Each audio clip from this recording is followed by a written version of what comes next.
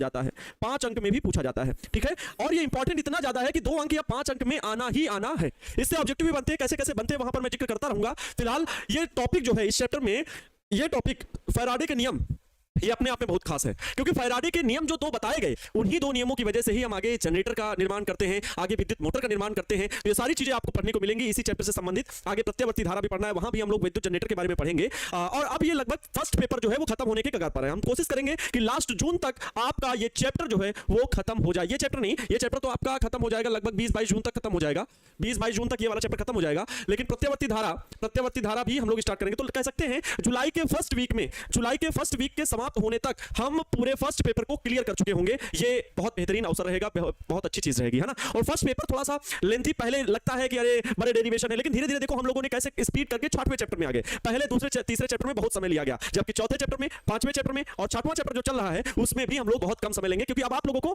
आदत पड़ चुकी है। प्यारे विद्यार्थियों, आप सभी की संडे को क्लास मैंने 4 घंटे की ली थी। कितने घंटे की ली थी? 4 घंटे प्लस की मैंने क्लास ली थी। ये क्लास लेने का एकमात्र उद्देश्य कि हम अपने परिवार के विद्यार्थियों को आदत डलवाना चाहते हैं कि 4 घंटे एक सब्जेक्ट की पढ़ने की आदत डाल लीजिए, क्योंकि अब जून चल रहा है, हम जून से टॉपर बनने की तैयारी कर रहे हैं। अब शुरुआत तो हम जनवरी से कर चुके थे, लेकिन अब आदत को बढ़ाना है, हमें घंटे बढ़ाने होंगे पढ़ाने के लिए, ठीक है। तो ये सारी चीजें पढ़नी होंगी, ये सारी चीजें तरकीबें अपनानी पड़ेंगी, क्योंकि जितना ज्यादा, बात तो बिल्कुल साफ है कि जिसने अपने खुद को जितना खर्च किया है उसी को लोगों ने गूगल पर सर्च किया है। बात कहने की यहां पर अब गूगल पर सर्च करने की नहीं होगी, बात यह है कि आप जितना जलोगे, जितना तपोगे, ठीक है, जितना घिसोगे उतना ही चमकोगे। कहते हैं ना, लोहा जितना तपता है उतनी ही ताकत भरता है। तो ये बात बिल्कुल सत्य है। तो हमें समय ज्यादा देना पड़ेगा, और हमने वो शुरुआत कर दी है, ठीक है।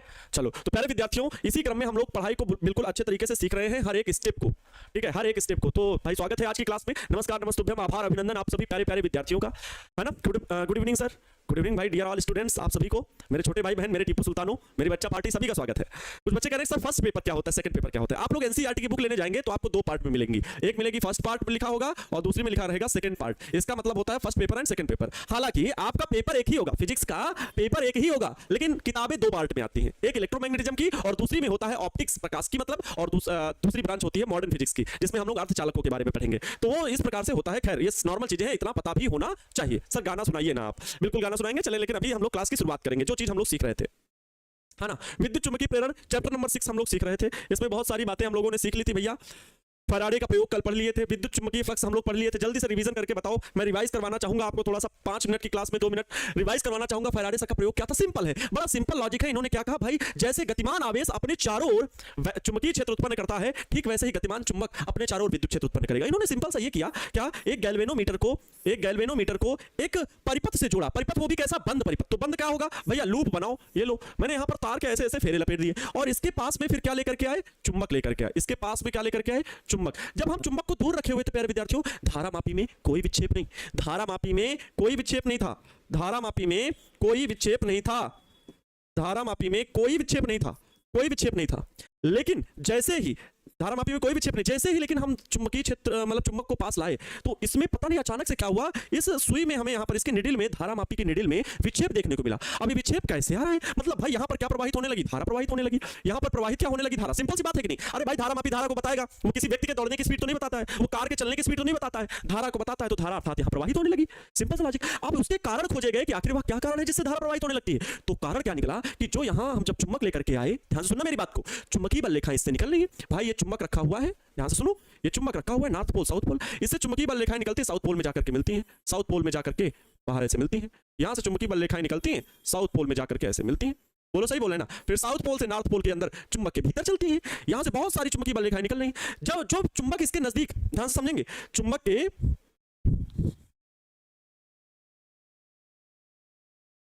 भाई क्या हो गया?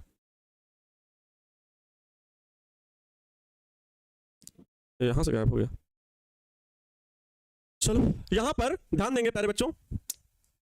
हाँ ठीक है, अब देखो ये जो चुंबकीय बल रेखाएं हैं यहां पर सघन है, और बाहर थोड़ा दूरी पर क्या है? कम सघन है। सघन का मतलब समझते हो? नजदीक, पास पास। घनत्व तो यहां पर चुंबकीय बल रेखाओं का ज्यादा है, दूर अगर चुंबक के जाएंगे तो कम है। तो जब हम चुंबक को पास ला रहे हैं, नजदीक पास ला रहे हैं, दूर ले जा रहे हैं, पास ला रहे हैं, दूर ले जा रहे हैं, तो ऐसा जब कर रहे हैं तो किसी भी बंद पृष्ठ से क्या हो रही है? चुंबकीय बल रेखाएं निकल रही हैं। अगर 2 चुंबकीय बल रेखाएं निकल रही तो हम कहेंगे भैया चुंबकीय फ्लक्स 2 है। चुंबकीय फ्लक्स कितना है 2 है। जब इससे 3 निकल रही है तो हम कहेंगे चुंबकीय फ्लक्स 3 है। जब इससे 4 चुंबकीय बल रेखाएं निकल रही है तो चुंबकीय फ्लक्स कहेंगे 4 है। तो चुंबकीय फ्लक्स में लगातार होता है परिवर्तन। जब नजदीक लाते हैं तो चुंबकीय फ्लक्स बढ़ जाता है, जब दूर ले जाते हैं तो चुंबकीय फ्लक्स घट जाता है, और इस परिवर्तन के कारण धारा प्रवाहित होने लगती है। इसी चुंबकीय फ्लक्स में परिवर्तन के कारण धारा प्रवाहित होने लगती है। यही फैराडे सर ने बताया, ये फैराडे सर ने प्यारे विद्यार्थियों हमें बताया। इस चैप्टर में हमें यह चीज सीखने को मिली। ठीक है ना? क्लियर? चलो, तो उसी प्रक्रम में चुंबकीय फ्लक्स। अब चुंबकीय फ्लक्स भैया मैग्नेटिक फ्लक्स के बारे में पढ़ें तो मैग्नेटिक फ्लक्स आपको सभी को बताया गया था phi b is equal to B A cos theta, B A cos theta, B A cos theta. अब इसको क्या बोलेंगे भैया? बी ए कॉस थीटा, जहां पर हमने बताया था कि भैया ये कोई भी पृष्ठ है, इस पृष्ठ से बहुत सारी चुंबकीय बल रेखाएं निकल रही हैं। पृष्ठ का क्षेत्रफल सदिश जो है वो वेक्टर ए है। चुंबकीय बल रेखाएं चुंबकीय क्षेत्र को प्रकट करती तो वेक्टर बी है। इनके बीच का कोण थीटा हो तो बी का, अब देखो बी का यहां पर ये वेक्टर बी है तो बी क्षेत्रफल सदिश से थीटा कोण बना रहा है। तो ये आधार रेखा होगी, चुंबकीय क्षेत्र सदिश होता है ना, तो सदिश का आधार रेखा हो गया तो ये होगा बी कॉस थीटा। इसके परपेंडिकुलर जो होगा वो होगा बी साइन थीटा। मैंने ये बताया था। अब कहेंगे सर बी साइन थीटा भी तो चुंबकीय बल रेखाएं हैं, तो वो भी तो फ्लक्स बनाएंगे, लेकिन नहीं बनाती हैं। अब ध्यान से सुनो, मेरे पास ये देखो एक कॉपी है, मेरे पास ये कॉपी है। इस कॉपी के लंबवत अगर हम इस मार्कर को रखें लंबवत, तो ये चुंबकीय बल रेखाएं पृष्ठ से अभिलंबवत गुजरने वाली जितनी भी चुंबकीय बल रेखाएं होती हैं उन्हें चुंबकीय फ्लक्स कहते हैं। लेकिन अगर ये पट्ट है, इसके देखो एकदम जुड़ा हुआ ऐसे समतल में ऐसे है, तो ये वाला जो चुंबकीय बल रेखाएं हैं, चुंबकीय क्षेत्र तो जा रहा है किसी अन्य डायरेक्शन में, थीटा कोण बनाते हुए जा रहा है, लेकिन उसका परिणामी दोनों तरफ से हम ले सकते हैं ना, क्योंकि सदिश राशि है। इसको हम दो भागों में डिवाइड कर सकते हैं। रिसोल्यूशन ऑफ वेक्टर 11th में सिखाया जाता है। ठीक है, सदिशों का वियोजन। तो ये दोनों घटकों में प्रभावित है, लेकिन क्षैतिज दिशा में कितना प्रभावित है? तो बी कॉस थीटा। ऊर्ध्व दिशा में कितना प्रभावकारी है? तो बी साइन थीटा। तो बी साइन थीटा का लेकिन प्रभाव बिल्कुल नगण्य है, शून्य है, वो चुंबकीय फ्लक्स नहीं बनाता है। ये चुंबकीय फ्लक्स यहां पर 0 है। भाई पृष्ठ से तल के लंबवत गुजरने वाली तो कितनी है? B cos theta. तो यहां पर ये बी कॉस थीटा रखा जाता है। क्षेत्रफल पर निर्भर करता है। कल मैंने बताया था कि अगर भैया क्षेत्रफल छोटा तो कम बल रेखाएं, क्षेत्रफल बड़ा तो बहुत सारी चुंबकीय बल रेखाएं। तो मैंने कहा था phi b जो है वो क्षेत्रफल पर भी निर्भर करता है। ये सारी चीजें मैंने कल बताई थी। आज के वीडियो लेक्चर में हम लोग फैराडे के नियम सीखेंगे, अपने आप में बहुत महत्वपूर्ण है। इसका मात्रक आप सभी को बताया गया था। क्या बताया गया था? मात्रक बताया गया था वेबर। मात्रक क्या बताया गया था? वेबर बताया गया था। ठीक है, मात्रक की हमने चर्चा कर दी थी। क्लियर है?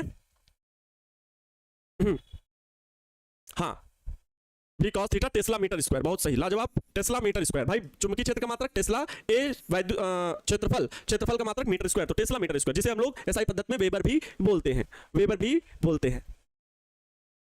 सर आज मेरे भतीजे का नामकरण संस्कार था, आशीर्वाद भाई, ईश्वर हमेशा अच्छा करें। चलो फैराडे के नियम बताइए सर प्लीज। चलो फैराडे के नियम बताते हैं। फैराडे के विद्युत चुंबकीय प्रेरण संबंधी नियम। तो आइए लिखना शुरू करते हैं। ये प्रश्न ऐसे ही पूछा जाएगा, सेम जैसे हेडिंग है ऐसे ही प्रश्न पूछ लिया जाएगा कि फैराडे के विद्युत चुंबकीय प्रेरण संबंधी दोनों नियमों को लिखिए। फैराडे के विद्युत चुंबकीय प्रेरण संबंधी नियम क्या है समझाइए। ऐसे ही प्रश्न आपको तो देखो अभी 12th में हो या 9th और 6th, ये ऐसे क्वेश्चन 6th में हम लोग को सिखाए जाते थे कि हेडिंग हम लोग डाल के लिखना। 6th में सीख गए, प्रश्न पढ़ाए नहीं जाते हैं।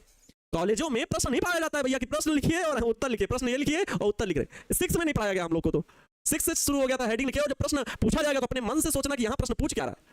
प्रश्न की अब ये जैसे समझ गए कि ये हेडिंग है, हेडिंग्स पर डिपेंड, हेडिंग पर आधारित बहुत सारे प्रश्न बनाए जा सकते हैं। लैंग्वेज घुमा फिरा के बोलेगा, लेकिन वहां कभी ये नहीं कि फैराडे के विद्युत चुंबकीय प्रेरण वाला शब्द हटा दे। अगर इससे संबंधित कोई चीज पूछी जाएगी तो अब उसको घूमने का तरीका अलग अलग होगा पूछने का, कि जब किसी कुंडली के चुंबकीय फ्लक्स में परिवर्तन होता है तो उस आधार पर फैराडे के नियम लिखिए। अब बताओ, अब वहां पर फ्लक्स में परिवर्तन होता है तो फैराडे के नियम लिखिए, मतलब फैराडे के विद्युत चुंबकीय प्रेरण संबंधी नियम लिखिए। लेकिन प्रश्न को देखो कितना घुमाया कि जब किसी कुंडली के फ्लक्स में परिवर्तन होता है तो फैराडे के नियमों को लिखिए। अर्थात प्यारे विद्यार्थियों कॉन्सेप्ट को समझना होगा, और ये कॉन्सेप्ट अब आप लोग 12th में आ गए हो। ठीक है, आप लोग 12th में आ गए, और मुझे नहीं लगता कि आप में वो सामर्थ्य नहीं है। आप में भी हर एक चीज समझने का गुण है ना। चलो, सामर्थ्य नहीं है कि है, बहुत बहुत तगड़ा जज्बा है। अभी तक मुझे सभी लोगों से बहुत पॉजिटिव रिजल्ट मिला है।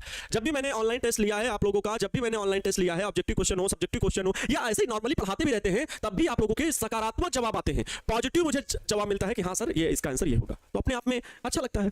फैराडे के विद्युत चुंबकीय प्रेरण संबंधी नियम यहाँ पर लिखेंगे। क्या लिखना, कैसे उत्तर कैसे लिखना शुरू करेंगे? तो उत्तर हम इस प्रकार से लिखेंगे। फैराडे ने अपने प्रयोगों के आधार पर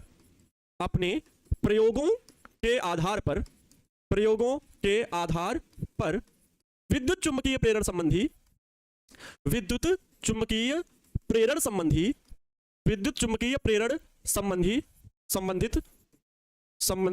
दो नियम प्रतिपादित किए।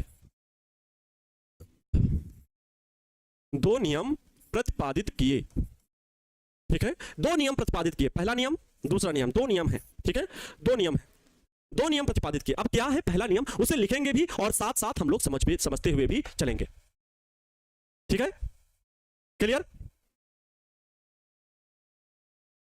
समझते हुए चलेंगे। चलो, तो प्रथम नियम फैराडे का क्या है, फर्स्ट लॉ क्या है, समझना ध्यान से। मैं देखो फैराडे का जो नियम है उसमें एक चित्र बना के अगर हल कर लेंगे तो थोड़ा सा ज्यादा अच्छा रहेगा। ये गैल्वेनोमीटर है, ठीक है, ये कोई गैल्वेनोमीटर है, यहां पर ये कंपास लगी हुई है भैया, कंपास, इससे कोई हमने क्या जोड़ रखा है, कोई भी हमने परिपथ लूप जोड़ रखे, कोई कुंडली जोड़ रखी है, ये है गैल्वेनोमीटर। और इसके समीप जब हम चुंबक लेकर के आते हैं, इसके समीप चुंबक लेकर के आते हैं, बार बार इस बात को लिखेंगे समझेंगे तो अपने आप समझ में आने लगेगा। चुंबक लेकर के आए तो चुंबकीय फ्लक्स में इसमें क्या होता है, परिवर्तन होता है। चुंबकीय फ्लक्स क्या होता है, इसके परिपथ, ये परिपथ है, इसमें ये परिपथ है, जो कुंडली बनी हुई है, एक फेरा फिर दूसरा फेरा, ऐसे बना करके आप बहुत सारे बना सकते हो, ऐसे भी बना सकते हो, जाएं जाएं जाएं जाएं जाएं जाएं, बहुत सारी कुंडली बना सकते हो फेरे लपेट करके, पृथक पृथक अलग अलग फेरे लपेटे जाए तो वो कुंडली ही बोली जाती है। अच्छा ध्यान से सुनो, नॉर्थ पोल साउथ पोल ये कोई चुंबक है और हम इसे जब कुंडली के समीप लाते हैं तो इसमें धारा प्रवाहित तो होने लगती है। क्यों प्रवाहित होने लगी, क्योंकि फ्लक्स में परिवर्तन होने लगा। फ्लक्स क्या है, तो इसका ये जो बंद परिपथ एक वृत्ताकार रूप में जो बन रहा है, जो वृत्ताकार रूप में बन रहा है, तो इससे चुंबकीय बल रेखाएं निकल रही हैं, इससे क्या निकल रही है, चुंबकीय बल रेखाएं निकल रही हैं। लेकिन अगर चुंबक स्थायी होगा तो फ्लक्स में परिवर्तन नहीं होगा। चुंबक रखा रहेगा तो भैया जितनी चुंबकीय बल रेखाएं निकल रही थी उतनी ही हमेशा निकला करेंगी, तो क्या इसमें विक्षेप देखने को मिलेगा, नहीं, तब नहीं निकलेगा, क्या सर तब धारा प्रवाहित होगी, नहीं। हम चुंबक को गति कराएं, हम चुंबक को गति कराएं तब प्यारे बच्चों धारा प्रवाहित होने लगती है। क्यों, क्योंकि फ्लक्स में परिवर्तन होने लगता है, चुंबकीय बल रेखाओं की संख्या की जो माप है उसमें वृद्धि या कमी होने लगती है। आप ध्यान से सुनेंगे, जब हम चुंबक को नजदीक ले गए तो इसके चुंबकीय फ्लक्स में क्या होगी, वृद्धि होगी। क्यों, क्योंकि चुंबकीय बल रेखाएं अधिक होंगी, चुंबकीय बल रेखाएं अधिक होंगी। लेकिन ये ऐसी जो धारा प्रेरित हुई ना, प्रेरित धारा कैसे हुई, क्योंकि इसके सिरों के बीच प्यारे बच्चों, इसके सिरों के बीच क्या हो गया, प्रेरित विद्युत वाहक बल आ गया। इसके जो सिरे हैं लूप के, उनके सिरों के बीच एक विद्युत वाहक बल प्रेरित हुआ। आपको पता है, हमेशा ये बात याद रखना, हम जब लोग सेल से भी धारा प्रवाहित कर रहे थे, विद्युत धारा चैप्टर पढ़े थे तो उसमें विद्युत सेल को भी पढ़ा था, और विद्युत सेल से भी जब धारा प्रवाहित होती है तो विद्युत वाहक बल का अहम रोल होता है। विद्युत वाहक बल, विद्युत को ले जाने वाला, वाहक का मतलब ले जाने वाला, आवेश को धक्का लगाने वाला, वो है विद्युत वाहक बल। यहां भी अगर धारा प्रवाहित हुई तो इस परिपथ में उपस्थित पहले से मुक्त इलेक्ट्रॉनों को धक्का लगाने वाला एक विद्युत वाहक बल प्रेरित होता है, तभी धारा प्रवाहित होती है। तो ये विद्युत वाहक बल का मान कितना है, ये फैराडे के नियम बताएंगे, ये फैराडे के दोनों नियम बताते हैं। तो पहले नियम में तो ये बताया जाएगा कि विद्युत वाहक बल प्रेरित होता है, प्रेरित धारा उत्पन्न होती है, ठीक है, विद्युत वाहक बल प्रेरित होता है। लेकिन यह विद्युत वाहक बल तभी तक प्रेरित होता है जब तक कि फ्लक्स में परिवर्तन होगा। अगर हम चुंबक को रोक देंगे तो फ्लक्स में परिवर्तन नहीं होगा। हम चुंबक को इसके पास ले जाकर के भी रोक दें, यहां पास ला करके भी रोक दें और फिर चुंबक को दौड़ाएं नहीं, तो क्या फ्लक्स में परिवर्तन होगा, आपका जवाब होगा नहीं सर। तो फ्लक्स में जब परिवर्तन नहीं तो विद्युत वाहक बल प्रेरित नहीं होगा। यही फैराडे के प्रथम नियम में बात बताई गई। फैराडे सर ने कहा, फैराडे के प्रथम नियम के अनुसार क्या है, फैराडे ने प्रथम नियम के अनुसार बताया कि जब किसी परिपथ से बद्ध, जब किसी परिपथ से बद्ध चुंबकीय फ्लक्स में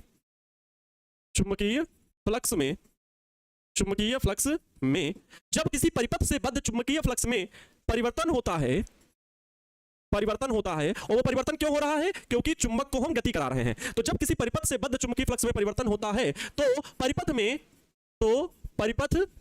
एक विद्युत वाहक बल प्रेरित होता है, परिपथ में एक विद्युत वाहक बल उत्पन्न होता है या प्रेरित होता है, कुछ भी लिख सकते हो, विद्युत वाहक बल प्रेरित होता है। तो ये तो बात ठीक है कि प्रेरित होता है, लेकिन ये बात आगे समझनी, जो इनका प्रथम नियम कहता है वो सबसे महत्वपूर्ण बात तो अब आगे है कि जब किसी परिपथ से बद्ध चुंबकीय फ्लक्स में परिवर्तन होता है तो परिपथ में एक विद्युत वाहक बल प्रेरित होता है। परंतु यह विद्युत वाहक बल तभी तक प्रेरित होता है, विद्युत वाहक बल तभी तक प्रेरित होता है जब तक कि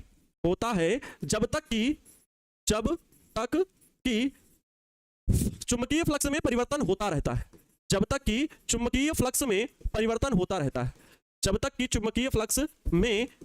होता रहता है। देखो मैंने आपके सामने अक्षरशः सारे सेंटेंस को लिख दिया, में परिवर्तन होता रहता है। बात समझ गए? क्या आपको ये डेरिवेशन समझ में आ गया, मतलब सॉरी जब ये स्टेटमेंट समझ में आ गया, ईएमएफ इलेक्ट्रोमोटिव फोर्स। हाँ सर जी, फैराडे सर किस प्रकार से प्रैक्टिकल करते थे बता चुके हैं पहले लेक्चर में भाई, ठीक है। सर जी आपके क्लास का डाउट पूरा नहीं हो रहा है क्या? ये क्या कैसे शब्द है? जब किसी परिपथ से बद्ध चुंबकीय फ्लक्स में परिवर्तन होता है तो परिपथ में एक विद्युत वाहक बल प्रेरित होता है, परंतु यह विद्युत वाहक बल तभी तक प्रेरित होता है जब तक कि चुंबकीय फ्लक्स में परिवर्तन होता है। मैंने क्या कहा, फैराडे सर ने कहा कि भैया जब तक हम इसको गति कराते रहेंगे तो इसमें फ्लक्स में परिवर्तन होता रहेगा, और जब तक फ्लक्स में परिवर्तन होता रहेगा तब तक विद्युत वाहक बल प्रेरित होगा, तब तक धारा प्रवाहित होगी। लेकिन जैसे ही हम इसको रोक देंगे चुंबक को, चाहे नजदीक रोको चाहे दूर रोको, तो दूर या नजदीक रोकने में इसमें फ्लक्स में कोई परिवर्तन नहीं, अगर फ्लक्स में कोई परिवर्तन नहीं होगा, डेल्टा फाई कह लो इक्वल टू 0 है, तो फिर कोई भी धारा प्रवाहित नहीं होगी, विद्युत वाहक बल भी नहीं होगा, विद्युत वाहक बल भी शून्य ही होगा। यह बात बताई किसने? फैराडे सर ने बताई अपने प्रथम नियम में। इन्होंने कहा कि जब फ्लक्स में परिवर्तन होगा तो विद्युत वाहक बल प्रेरित होगा, और अगर फ्लक्स में परिवर्तन नहीं तो विद्युत वाहक बल प्रेरित नहीं। ठीक है, और यह तभी तक प्रेरित होता है जब तक कि विद्युत फ्लक्स में परिवर्तन होता है। और ये जो प्रेरित विद्युत वाहक बल है ना, यह उस कारण का विरोध करता है जिससे स्वयं उत्पन्न होता है। भैया फ्लक्स में परिवर्तन के कारण ये उत्पन्न हो रहा है, लेकिन ये उसी कारण का विरोध करता है। कैसे? जब इसमें चुंबकीय बल रेखाएं अधिक आने लगेंगी, चुंबकीय फ्लक्स में परिवर्तन ज्यादा होने लगेगा, तो ये जो विद्युत वाहक बल कुंडली पे प्रेरित हुआ है वो कहेगा भैया ना, अब ज्यादा विद्युत वाहक बल प्रेरित ना करो, मैं अब नहीं ये कहना चाहता, अर्थात अब फ्लक्स में परिवर्तन ज्यादा ना हो। लेकिन जैसे ही चुंबक दूर जाने लगता है तो फिर से कुंडली की धारा की दिशा बदल जाती है, प्रेरित विद्युत वाहक बल की दिशा बदल जाती है। वो कहती है भैया चुंबक आप नजदीक आइए, क्योंकि हमारे फ्लक्स में कमी हो रही है और ये कमी हम नहीं होने देना चाहते, ये कमी हम होने नहीं देना चाहते। सर मेरा कमेंट नहीं पढ़ते हैं, हम सबके कमेंट पढ़ते हैं, लेकिन इसीलिए फिजूल वाले कमेंट नहीं पढ़ते। अरे हटिए कि घटिए लिखना बाद में, जो चीज लिख पा रहे हो तो लिखना। हाँ समझ गए? यहां पर लिख दे नोट पॉइंट में कि प्रेरित विद्युत वाहक बल उस कारण का विरोध करता है, उस कारण का मतलब क्या हुआ? चुंबकीय फ्लक्स। कारण कौन सा है? जिसके कारण विद्युत वाहक बल बन रहा है, तो चुंबकीय फ्लक्स में परिवर्तन के कारण, चुंबकीय फ्लक्स में परिवर्तन, तो इसको ब्रैकेट में मैं लिख दिया हूं। ठीक है भाई, प्रेरित विद्युत वाहक बल उस कारण कौन सा? चुंबकीय फ्लक्स में परिवर्तन, ब्रैकेट बंद कर दिया होता, उस कारण का विरोध करता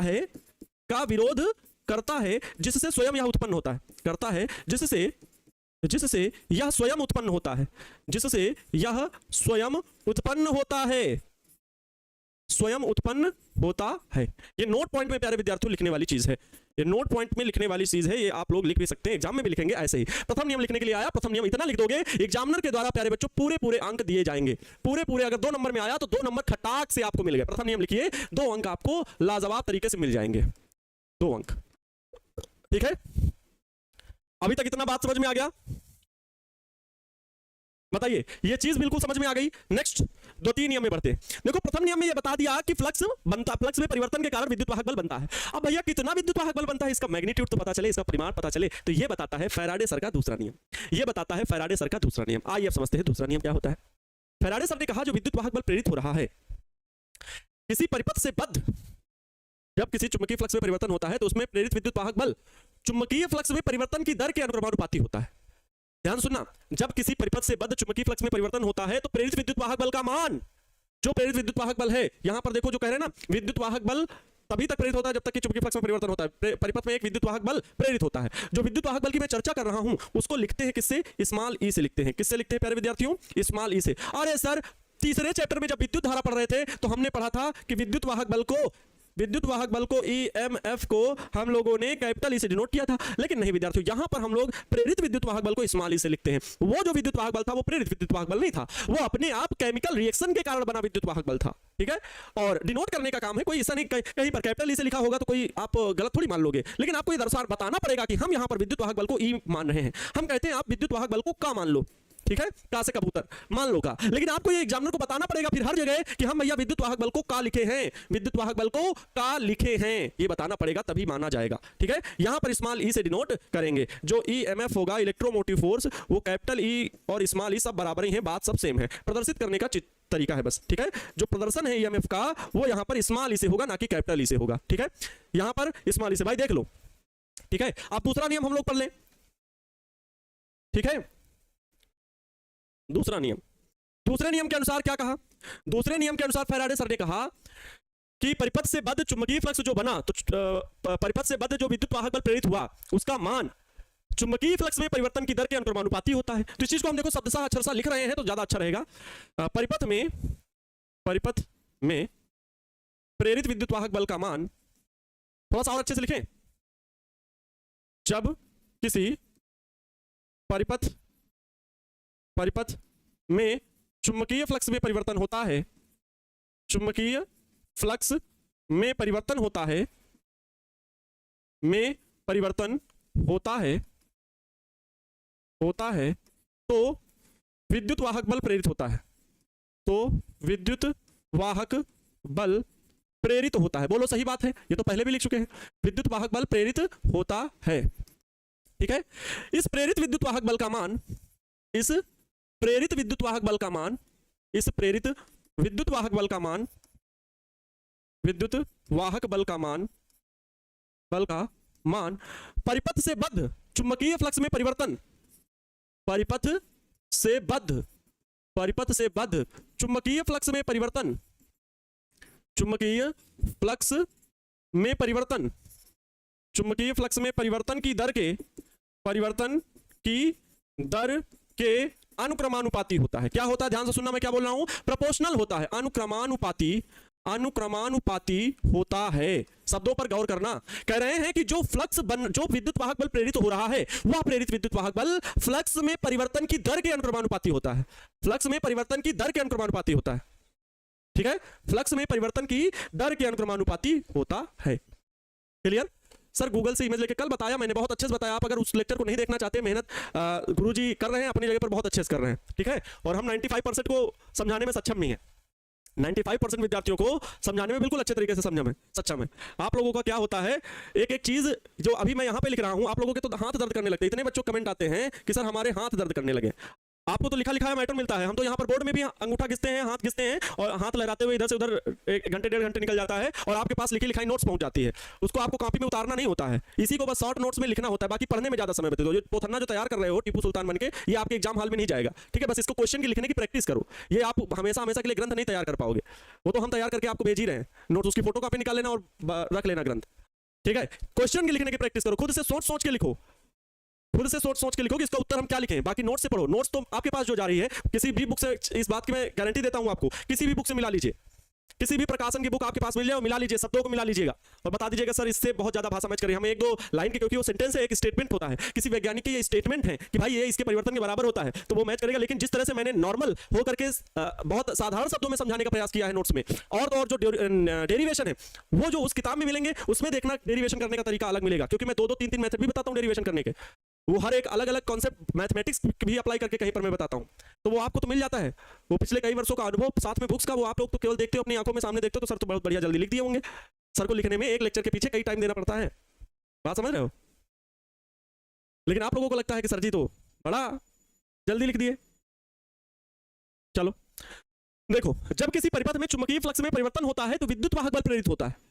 ये बताया मैंने कई बार, भाई कुंडली बना लो, फील करो, अपने आगे सामने चित्र नहीं बनाओगे, माइंड में आपका ध्यान खाने पे रखा हुआ है। अभी थोड़ी देर बाद मोबाइल फिर जैसे ही बंद होगा वैसे मोबाइल पे कूद पड़ोगे, तो ये आप वास्तव में जब आप इंटरटेन करते हो ना कोई चीज, तो आप इंटरटेन होकर के मस्तिष्क को रिलैक्स नहीं कर रहे हो, बल्कि उन चीजों को भुलाने की कोशिश कर रहे हो जो आपने आज पढ़ी है। आप देखिएगा 2 दिन अपना मतलब रख दीजिए, मोबाइल से छोड़ दीजिए, आपका देखिएगा दिमाग साथ में। इस बात का चैलेंज करता हूं, नहीं तो कह दीजिए आनंद सर आप बिल्कुल गलत बात करते हैं। इतना मैं वास्तविकता के साथ बोल रहा हूं, बड़े बड़े वैज्ञानिकों ने, साइंटिस्टों ने, कह सकते हैं बहुत बड़े विद्वानों ने ये बातें बोली हैं कि आप जिस कार्य को कर रहे हैं केवल पूरे दिन 2-4 दिन आप अगर प्रयोग करना चाहते हैं उसी में लगे रहें, अन्य बातों में ध्यान न दें, आपका देखिएगा दिमाग कितना तेज चलेगा, आपको बहुत ज्यादा लंबे समय तक बातें याद रहेंगी। लेकिन आप रोज शाम को रिलैक्स होते हो, रोज शाम को भूलने के लिए वही चीजें काम करते हो, थोड़ा इंटरटेन हो ले, बहुत थक गए हैं, और इस थकने की वजह से जब आप इंटरटेन होते हो तो वास्तव में वो चीजें भूल रहे होते हो जो आपने दिन भर क्रियाकलापों में अपनी पढ़ी होती है। खैर आप लोगों को समझ से बाहर है, पढ़ाने का काम मैं जारी रखता हूं, समय बहुत कम है। जब किसी परिपथ में चुंबकीय फ्लक्स में परिवर्तन होता है तो विद्युत वाहक बल प्रेरित होता है। इस प्रेरित विद्युत वाहक बल का मान परिपथ से बद्ध चुंबकीय फ्लक्स में परिवर्तन की दर के अनुक्रमानुपाती होता है। ध्यान से सुन लो, ये है, फिर बना दे रहा हूं चित्र, ये है गैल्वेनोमीटर।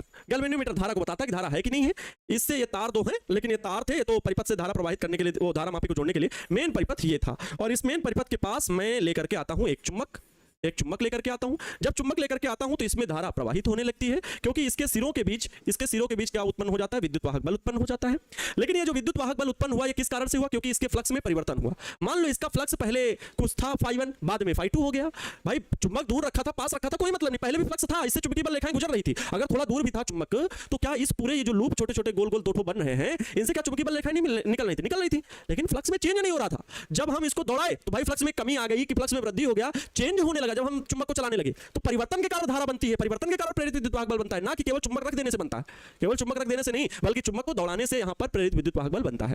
अगर मैं dt समय अंतराल के लिए कहूं, ठीक है, यदि कुंडली से बद्ध कुंडली से बद्ध परिपथ में सूक्ष्म समय अंतराल, बहुत सूक्ष्म समय के लिए हम पढ़ रहे हैं पहले, सूक्ष्म समय अंतराल dt में, सूक्ष्म समय अंतराल dt में चुंबकीय फ्लक्स में परिवर्तन, चुंबकीय फ्लक्स में परिवर्तन d फाई हो, डी फाई सफिक्स में बी लगा सकते हो, डी फाई बी हो तो प्रेरित विद्युत वाहक बल क्या कहा है फैराडे सर ने? तो 3 नियम में प्रेरित विद्युत वाहक बल, अब ध्यान से सुनो, शब्दों पर गौर करो। प्रेरित विद्युत वाहक बल, फैराडे सर ने कहा है कि इस प्रेरित विद्युत वाहक बल का मान परिपथ से बद्ध चुंबकीय फ्लक्स में परिवर्तन की दर के अनुक्रमानुपाती होता है। तो मतलब जो प्रेरित विद्युत वाहक बल ई है वो अनुक्रमानुपाती होता है चुंबकीय फ्लक्स कितना, डी फाई सफिक्स में बी लगा लो, कोई दिक्कत नहीं भी लगा रहे हो तो कोई अभी दिक्कत नहीं चलेगा, परिवर्तन की दर के अनुक्रमानुपाती होता है डी फाई बी अपान में dt। क्या निकल के आया? फिर से देखो, प्रेरित विद्युत वाहक बल E जो है वो अनुक्रमानुपाती है डी फाई बी अपान में dt।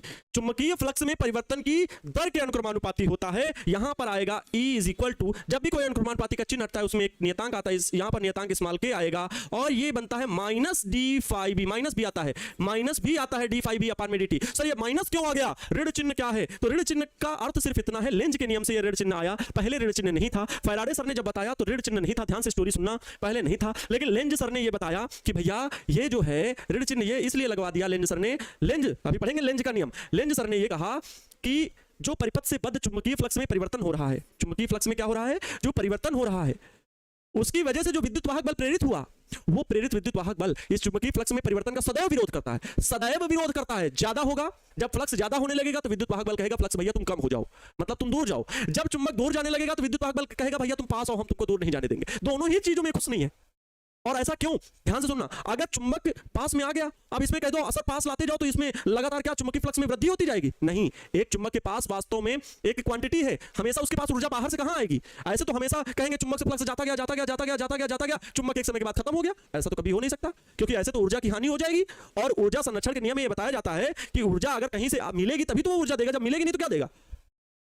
इसलिए ये जो चुंबक है ये हमेशा फ्लक्स में परिवर्तन नहीं कर सकता, जब हम इसे दौड़ाएंगे तभी फ्लक्स में परिवर्तन होगा। यानी कि नजदीक ले आए तो फ्लक्स अधिक हो गया, अब सर हमेशा फ्लक्स बढ़ता रहे तो विद्युत वाहक बल का मान बढ़ता रहे, नहीं, ऐसा नहीं हो सकता। ऐसे में तो हमेशा उसके पास जो ऊर्जा कहीं से मिलनी भी तो चाहिए, इस चुंबक को कहीं से ऊर्जा मिलनी भी चाहिए, तभी तो ये फ्लक्स देता रहेगा, जब नहीं होगा तो कैसे देगा?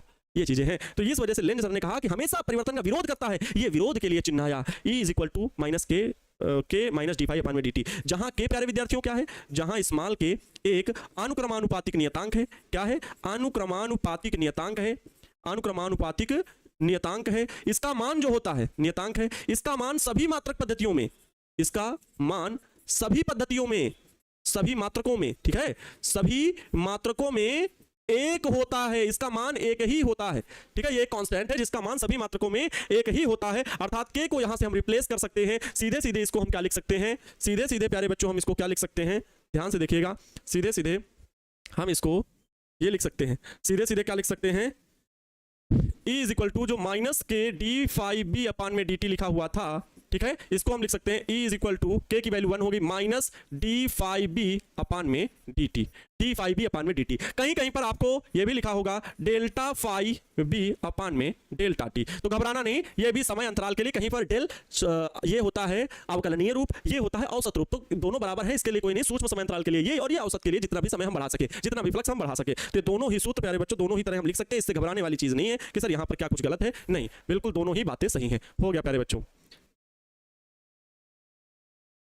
ये हो गया प्रेरित विद्युत वाहक बल का सूत्र, ये हो गया प्रेरित विद्युत वाहक बल का सूत्र। अब यहां पर जो बातें हैं वो नोट पॉइंट में क्या लिखना है, नोट पॉइंट में प्यारे विद्यार्थियों क्या लिखना है, सबसे पहला काम नोट पॉइंट में क्या क्या लिखेंगे। तो पहला पॉइंट ये ऋण चिन्ह क्या दर्शाता है, यहां पर यह सूत्र में ऋण चिन्ह यह दर्शाता है, ऋण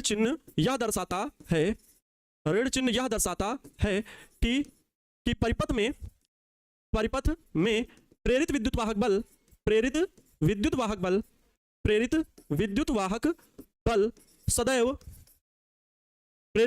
बल सदैव चुंबकीय फ्लक्स में परिवर्तन का विरोध करता है, सदैव चुंबकीय फ्लक्स में परिवर्तन का विरोध करता है, सदैव चुंबकीय फ्लक्स में परिवर्तन का विरोध करता है। बहुत इंपॉर्टेंट बातें हैं कि ये ऋण चिन्ह क्यों लगा है, कई बच्चे तो यही नहीं बता पाते, सर इसमें माइनस नहीं होगा, क्यों नहीं होगा भैया, सर फेयर में करने से कोई फायदा नहीं है क्या? फेयर करिए ना, फेयर करिए ना, बिल्कुल करिए, टीपीए नहीं। और दोनों में अंतर नहीं पता है तो हम नहीं बता सकते। माइनस नहीं होगा यहाँ, अच्छा माइनस यहाँ छूट गया, चलो माइनस होगा, ठीक है। बद्ध मतलब बंधा हुआ, खुला नहीं। बद्ध मतलब खुला हुआ। पूछ रहे हैं सर बद्ध मतलब, बद्ध का मतलब होता है उसी परिपथ और उसी कुंडली से बद्ध की बात हो रही, खुले बाहर की नहीं कि बाहर का भी फ्लक्स ले लो, कुंडली से बद्ध मतलब बंद, लेकिन ये भौतिक विज्ञान की भाषा है तो बंद ना बोल करके बद्ध, उसी से बंधा हुआ, ठीक। चलो एक पॉइंट ये नोट पॉइंट हो गया। दूसरा पॉइंट ये है कि यदि कुंडली में n फेरे हूं, यदि कुंडली में कैपिटल N फेरे हूं, भाई अभी देखो मैंने 2 फेरों वाली कुंडली बना के आपको समझाया, ये 2 फेरों वाली कुंडली बनाया, यहां पर देखो ऊपर 2 फेरे ऐसे बार-बार, हम कहते हैं बहुत सारे फेरे कुंडली में लपेटे गए हूं, कुंडली में n फेरे हूं, तब क्या होगा? तब स्मॉल e बराबर होगा माइनस n d फाई अपान में dt। अरे d लिखो, डेल्टा लिखो, इससे कोई फर्क नहीं पड़ने वाला, उठ पटांग क्वेश्चन ना करो। है ना, उठ पटांग क्वेश्चन नहीं होना चाहिए। e बराबर माइनस n d फाई अपान में dt, ठीक है। ये e is equal to minus n d phi अपान में dt, ठीक है। अगर मैं यहां पर ये भी लिख सकता हूं, ये आगे इसको मैं ये भी लिख सकता हूं, e बराबर माइनस का d और ब्रैकेट में n फाई, n को d के अंदर लिख दो तो d n फाई अपान में dt। अब ये जो सूत्र बन गया ना, जहां पर जो n फाई लिखा हुआ है, फाई मतलब फ्लक्स और n मतलब पूरे लूप, n मतलब पूरे लूपों की संख्या, जितने भी फेरे लपेटे हुए उन पूरे फेरों की संख्या, और फाई जितना फ्लक्स, तो ये जो जहां यहां पर मैं लिख रहा हूं अलग पॉइंट, जहां n फाई, इस सूत्र में अगर हम बात करें n फाई की, जहां n फाई क्या है? n फाई बराबर इसको बोलते हैं फ्लक्स ग्रंथिकाओं की संख्या है। ये क्या है? फ्लक्स ग्रंथिकाओं की संख्या, टोटल फ्लक्स की संख्या है, फ्लक्स ग्रंथिकाओं की संख्या है। क्या है? फ्लक्स ग्रंथिकाओं की संख्या है। इसका मात्रक एक अलग होता है, क्योंकि इसको बताया था वैज्ञानिक ने, तो इसलिए इसका नाम बोला गया। इसका मात्रक वेबर टर्न होता है। इसका मात्रक आगे लिखने के लिए हो सकता है ना, इसका मात्रक होता है वेबर टर्न, इसका मात्रक वेबर टर्न होता है, इसका मात्रक वेबर टर्न होता है। यह हो गया कंप्लीट फैराडे का द्वितीय नियम, फैराडे का द्वितीय नियम। सर हम सॉन्ग बजाकर नोट्स बनाते हैं, आप लोग पता क्या है, नोट्स बनाने का मतलब ये नहीं समझते हो कि कितना हमें लिखना चाहिए।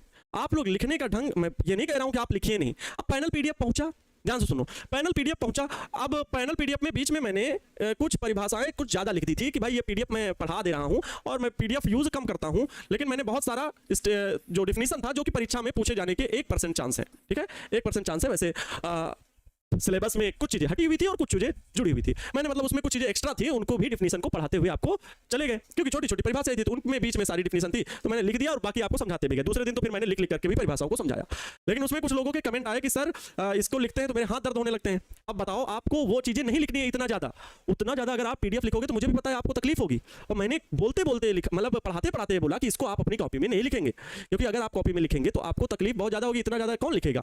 जितना मटेरियल अच्छा था कि पृथ्वी का चुंबकत्व क्या होता है, क्षण चुंबक के कारण अच्छी स्थिति में चुंबकीय क्षेत्र की तीव्रता, निरक्षीय क्षेत्र की चुंबकीय क्षेत्र की तीव्रता, ये फिजिक्स से यहाँ पर थ्योरेटिकल पोर्शन कम आते हैं, यहाँ पर ज्यादा डेरिवेशन और फिर साथ साथ आपके ऑब्जेक्टिव क्वेश्चन के जो छोटे छोटे कॉन्सेप्ट बनते हैं उनसे प्रश्न पूछता है। और जो थ्योरी वाले उनको पढ़ो, उनको हल करने का लिखने का समय आपके पास थोड़ी है। अगर बहुत ज्यादा थ्योरी वाली पोर्शन है उसको पढ़ करके समझो और फिर उत्तर लिखने का प्रयास करो। उसको उत्तर लिखने आप पीडीएफ से अगर उतारोगे तो आपको टाइम लगेगा ही, फिर आपको तो हाथ दर्द, क्योंकि आप पूरा ग्रंथ तैयार कर रहे हो, ऐसे ऐसे मोटे मोटे ग्रंथ तैयार कर रहे हो, उसका कोई मतलब नहीं, ठीक है। लिखने का खुद से प्रयास करो। क्लियर है विद्यार्थियों? चलो, प्रेरित धारा की गणना। अब आपको पता है कि कुंडली में प्रेरित धारा उत्पन्न होती है। अरे बड़ा सिंपल सा, अपने सामने माइंड में इमेज बना लो कि फैराडे सर ने कितना लाजवाब कॉन्सेप्ट हमें दे दिया। धारा दौड़ रही थी तो उसके पास में चुंबकीय सुई रख करके ये पता किया ऑस्टेड सर ने कि चुंबकीय क्षेत्र होता है। इन्होंने फिर ये नहीं कि चालक के पास में केवल ले जाकर के जब चुंबक दौड़ाया तो कुछ नहीं हो रहा था, चालक ऐसे लिया, ये धारा, ये चालक है, ठीक है, ये चालक है, इसके पास में ले गए चुंबक, ये पास में ले गए चुंबक, अब दौड़ा रहे चुंबक को, साए साए साए साए साए साए साए साए, कोई इसमें धारा प्रवाहित हो ही नहीं रही, इसको जोड़ रखा है, इसको इन्होंने गैल्वेनोमीटर से जोड़ रखा है। ध्यान से सुनो, एक्सपेरिमेंट की कहानी, जोड़ रखा है, हो ही नहीं रहा है। लेकिन यही तो है साइंटिस्ट का कमाल, यही तो है वर्षों की रिसर्च के बाद कि 1820 में ऑस्टेड सर ने बता दिया और इनको ये चीज बताने में 1831 मतलब 11-12 साल लग गए। एक चीज इन्वेंस होने में भला कोई नई चीज सोचो, आप कहोगे अरे ये भी तो हो सकता है, सोचा था वीडियो कॉल होगी, पहले बात करने, अरे बात होने लगी, यही बहुत बढ़िया है, video call face to face देखने लगे हो, फेस टू फेस देखने लगे हो। इन्वेंशन, नई चीज इन्वेंशन करना।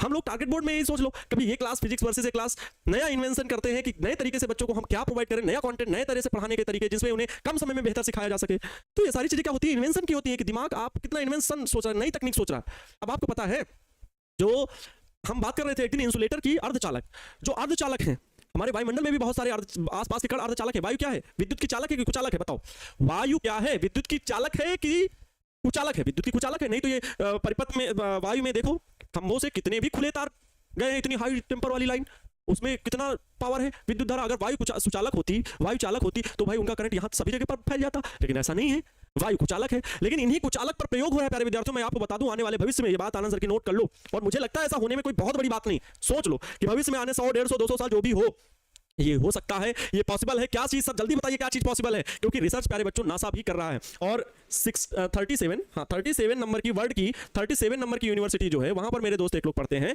ठीक है, मेरे एक लोग पढ़ते हैं, उत्कर्ष शुक्ला जी।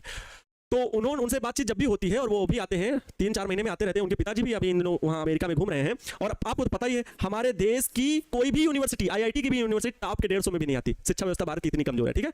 हम लोगों को ये बात समझनी होगी शिक्षा का स्तर बढ़ाने के लिए। और एक चीज हमेशा माइंड में रखो प्यारे विद्यार्थियों, आप लोग पढ़े लिखे समाज से हो, राजनीति जो है ना, ये अपने देश की राजनीति जो है ना, ये आज से नहीं खराब है, ये जब से चला आ रहा है ना, जब से अंग्रेजों के हाथ से छूटा, तब से देश की राजनीति ने जैसे उतार चढ़ाव किया ना, कि बात ही करने वाली नहीं है, ऐसी राजनीति में उतार चढ़ाव आते हैं। शिक्षा में कोई ध्यान ही नहीं रहता है, शिक्षा में कोई ध्यान ही नहीं है। और जब तक हम शिक्षा को बढ़ावा नहीं देंगे, ये टॉप की 150 यूनिवर्सिटी में नहीं है। अरे भैया, पूरे विश्व में हम टॉप की 150 यूनिवर्सिटी में नहीं आते हैं, कहां से विश्वगुरु कहला जाएंगे भैया?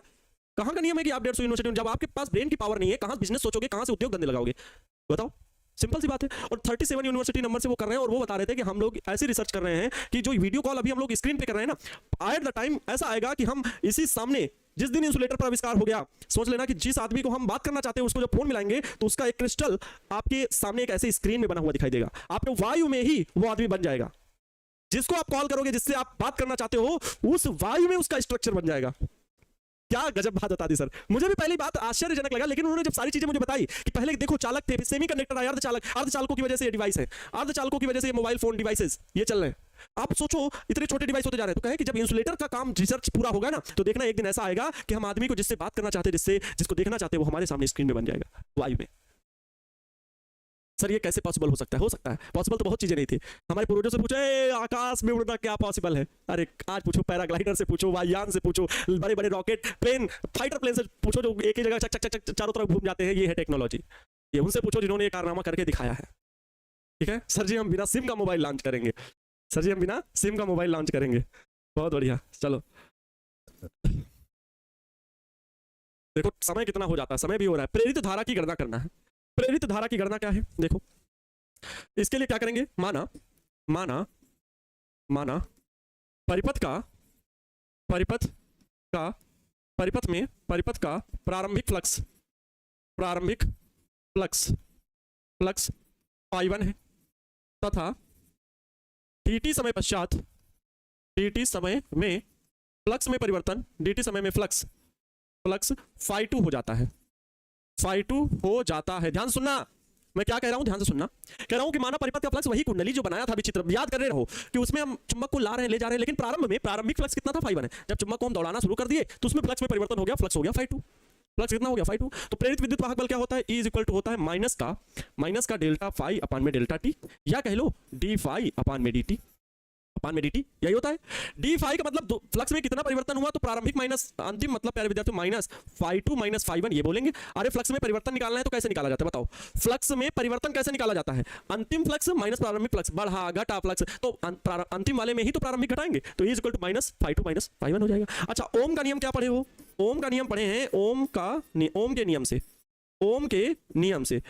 नियम से पढ़े हैं कि सिरों के बीच अगर विभवांतर V हो तो प्रवाहित धारा I इक्वल टू होता है V अपान में R, ये प्रवाहित परिपथ का प्रतिरोध है कैपिटल R। यहां पर जब परिपथ का विद्युत वाहक बल E हो तो यहां पर स्मॉल E बटे R भी लिख सकते हैं। जो विभवांतर है वो क्या करता है? धारा को दौड़ाता है कि नहीं? वैसे ही यहां पर इन कुंडली के सिरों का बीच का क्या है? ये कुंडली के सिरों के बीच का क्या है? विद्युत वाहक बल है। तो बात तो वही है, E अपान में R, ये वैल्यू हम यहाँ पर रख सकते हैं, ये वैल्यू हम यहाँ पर रख दें, तब प्रेरित धारा क्या हो जाएगी? प्रेरित धारा का सूत्र क्या हो जाएगा? ध्यान से देखना भाई, तुरंत ओम के नियम में आ जाओ, प्रेरित धारा का मान मिल जाएगा। हम तो यहीं पर सिंपल सा लिख दिया आपके सामने। E की वैल्यू कितनी है? ये माइनस डी फाई अपान में dt, और इनटू का क्या है? R हो गया। यही प्रेरित धारा का मान हो गया। ज्यादा से ज्यादा और क्या होगा? जो डी फाई की टोटल वैल्यू वो लिख दो, माइनस का phi2 माइनस phi1 बटे में dt इंटू R हो गया। ये सूत्र हो गया, ये हो गया प्रेरित धारा का मान, हो गया प्रेरित धारा का मान। इतने एम्पियर की धारा प्रवाहित होगी, कुछ नहीं था, सिंपल सा था, ठीक है। प्रेरित धारा का मान एकदम बिल्कुल सिंपल सा था। अब प्रेरित धारा का मान हो गया, इसके बाद क्या है? प्रेरित आवेश की गणना करनी है।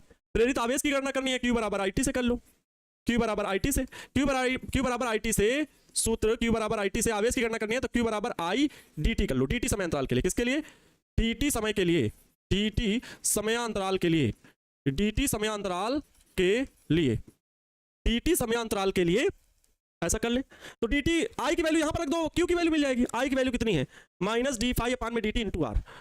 ठीक है, तो देखो Q बराबर I की वैल्यू माइनस डी फाई अपान में dt इंटू आर, यही तो है, ये वाला dt नहीं है वो, ये वाला डी I की वैल्यू इतनी लिखे, अब ये वाला dt लिख दो, क्या हो रहा है, dt से dt कैंसिल आउट, मिलेगा क्या, Q is equal to minus का डी फाई बटे में केवल कितना कैपिटल आर, सूत्र ये हो जाएगा, ये आवेश का सूत्र हो जाएगा इतने कूलाम, इतने कूलाम। कुछ बच्चे कह रहे हैं सर ये नहीं समझ में आ रहे, क्या नहीं समझ में आया, विद्युत वाहक बल का सूत्र अभी तो हम लोग ये सीखे कि E बराबर डी फाई अपान में dt होता है, ये वाला सीखे कि नहीं, इतना, ये डी फाई की वैल्यू क्या होगी, अंतिम फ्लक्स माइनस प्रारंभिक फ्लक्स, यही होगा, लिखना हो तो ये लिखो, नहीं अभी इसको हाइड ही रखो, हमें I की वैल्यू चाहिए, प्रवाहित धारा की, प्रेरित धारा की, तो प्रेरित धारा में विभवांतर बटे प्रतिरोध होता है, लेकिन यहाँ विभवांतर नहीं है, यहाँ प्रेरित विद्युत वाहक बल ही है, तो E रहेगा ना कि V, तो E बटे R हो जाएगा, क्योंकि ये सूत्र वही है, बराबर उसी के होता है, विभवांतर और विद्युत वाहक बल, यहाँ उसका अर्थ एक ही है, तो E बटे R, तो E की वैल्यू माइनस डी फाई पर dt R लिख दिए, सूत्र एकदम साधारण है, आसान है।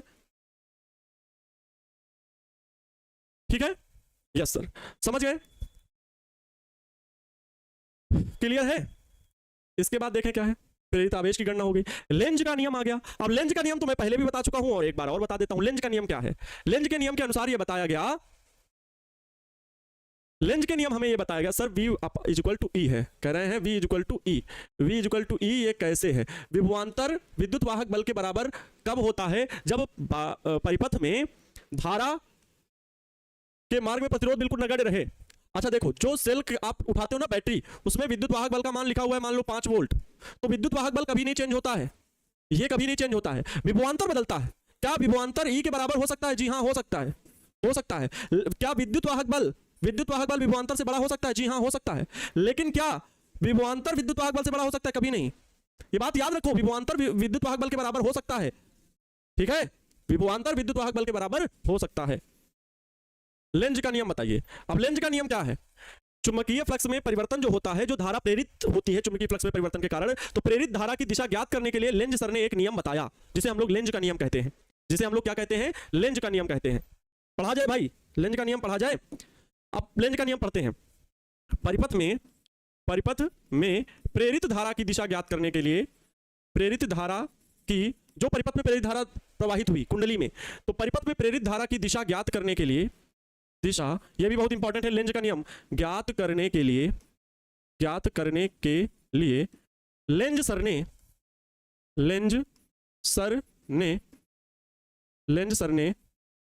एक नियम प्रस्तुत किया, जिसके अनुसार प्रस्तुत किया, लेंज के अनुसार, क्या लेंज के अनुसार, लेंज सर क्या कहते हैं, आप ध्यान से सुनो, लेंज के सर क्या कहते हैं कि परिपथ में प्रेरित धारा की दिशा सदैव ऐसी होती है, परिपथ में प्रेरित धारा की दिशा सदैव ऐसी होती है कि यह उस कारण का विरोध करती है जिससे स्वयं उत्पन्न होती है। वही चीज है, लेंज सर ने यही बताया कि भैया फ्लक्स अगर बढ़ रहा है, धारा बढ़ रही है, तो वो कहते हैं, धारा कहेगी ना अब फ्लक्स में ज्यादा परिवर्तन ना हो, तो चुंबक मतलब नॉर्थ पोल बन जाएगा, वो कुंडली का क्या बन जाएगा, नॉर्थ पोल, क्योंकि नॉर्थ पोल चुंबक के नजदीक, चुंबक का नॉर्थ पोल ही कुंडली के नजदीक जा रहा था, तो नॉर्थ पोल की तरह व्यवहार करेगा ताकि चुंबक में क्या हो, प्रतिकर्षण हो। लेकिन जैसे ही चुंबक बाहर जाने लगेगा, वैसे ही इसकी धारा क्या हो जाएगी, दिशा बदल जाएगी, साउथ पोल बन जाएगा, अर्थात आप चुंबक को आकर्षित करने लगेगा कि फ्लक्स में कमी ना हो। तो यही लेंज सर ने कहा कि लेंज के अनुसार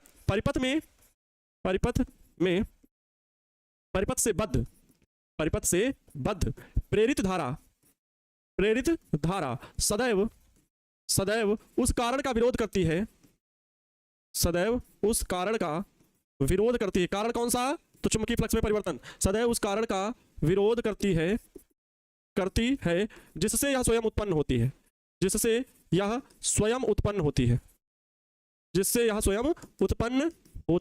है, यही है लेंज का नियम, जिससे यह स्वयं उत्पन्न धारा बनी, किससे धारा बनी, चुंबकीय फ्लक्स में परिवर्तन के कारण बनी। लेकिन यह चुंबकीय फ्लक्स में परिवर्तन का ही विरोध करती है कि नहीं, ज्यादा बढ़ रही है फ्लक्स में परिवर्तन तो कहेगा आप फ्लक्स में परिवर्तन ना हो, दूर जाने लगेगा चुंबक तो कहेगा फ्लक्स में परिवर्तन होना चाहिए, ये होता है।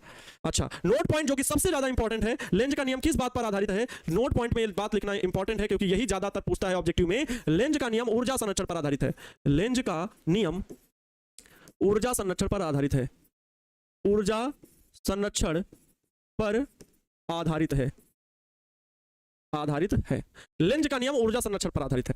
अर्थात अगर चुंबक का नॉर्थ पोल, चुंबक का नॉर्थ पोल कुंडली के समीप हो तो कुंडली का ध्रुव नॉर्थ पोल बन जाता है। जब चुंबक दूर जाता है, ये चीज बात मैं लिख दूं, ये बहुत ज्यादा इंपॉर्टेंट है और लिखना भी आप लोग भी एग्जाम में लिख सकते हैं। दो तरह से हम लेंज का नियम समझ सकते हैं, दो नियमों में। पहला, यदि चुंबक का उत्तरी ध्रुव मतलब एन कुंडली की ओर हो, कुंडली की ओर हो। देखो मैं यहां पर चित्र बना दे रहा हूं, ठीक है, ये लो, ये कुंडली का चित्र बना दिया, ये लो, अब तो सही है, नॉर्थ पोल साउथ पोल। क्या, यदि चुंबक का उत्तरी ध्रुव एन कुंडली की ओर हो तो कुंडली, यदि चुंबक का उत्तरी ध्रुव कुंडली की ओर हो तो चुंबक के समीप आने पर कुंडली या लूप कह लो, लूप आने पर, आनु पर लिखा है, समीप आने पर लूप उत्तरी ध्रुव नॉर्थ पोल, ठीक है, उत्तरी ध्रुव की भांति कार्य करता है, की भांति व्यवहार करता है। अर्थात कुंडली व चुंबक के बीच क्या होता है, प्रतिकर्षण होता है, चुंबक के बीच प्रतिकर्षण होता है। दूसरा पॉइंट क्या है, दूसरा पॉइंट ध्यान से समझेंगे। दूसरा पॉइंट इसके विपरीत, यदि चुंबक का, आप शार्ट में लिखेंगे, चुंबक का एस ध्रुव मतलब समझ रहे हैं ना, उत्तर दक्षिणी ध्रुव कुंडली की ओर हो। अब या कुंडली की ओर एस ध्रुव हो, अब बार बार आप चुंबक तो पलटोगे नहीं, या कह लो एन ध्रुव को हम दूर ले जा रहे हो, ये बात बोलो। यदि चुंबक का एन ध्रुव कुंडली से दूर ले जाएं, बात वही है, कुंडली से दूर ले जाएं तो कुंडली, तो लूप एस ध्रुव की तरह व्यवहार करता है।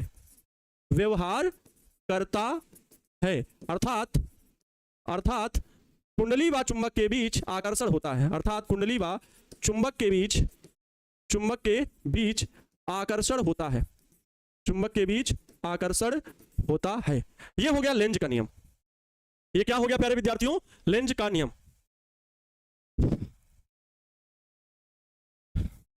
ठीक है, अब देखो थोड़ा सा मैं यहां पर बता गया लेंज का नियम पूरा, ठीक, समय हो चुका है, लेकिन अब कल हम लोग इसका एक आधा न्यूमेरिकल भी लगाएंगे और आगे का कॉन्सेप्ट है चालक छड़ पर लगने वाला बल, जिस पर हम प्रेरित विद्युत वाहक बल, इसकी गणना करेंगे। यह चैप्टर भी मुझे लगता है 20 तक खत्म करने की कोशिश होगी हमारी, लेकिन आप सभी के सहयोग की पूरी आशा है, आप सभी लोग बिल्कुल सपोर्ट करेंगे तभी ये चैप्टर जल्दी खत्म हो पाएगा। लेकिन हाँ, एक चीज को समझते हुए आज जो चीजें हमने सीखी, सारी चीजें मैंने लिख करके आपको समझाई है। प्रेरित आवेश की गणना, प्रेरित धारा की गणना, लेंज के उनके फैराडे के दोनों नियम, ठीक है, फैराडे सर के दोनों नियम, बाकी रिवीजन था, ठीक है। तो आज की क्लास में प्यारे साथियों इतना ही, मिलते हैं कल की क्लास में। खुश रहें, मस्त रहें और दूसरों को भी खुश रखने का पूरा प्रयास करें। जय हिंद, वंदे मातरम।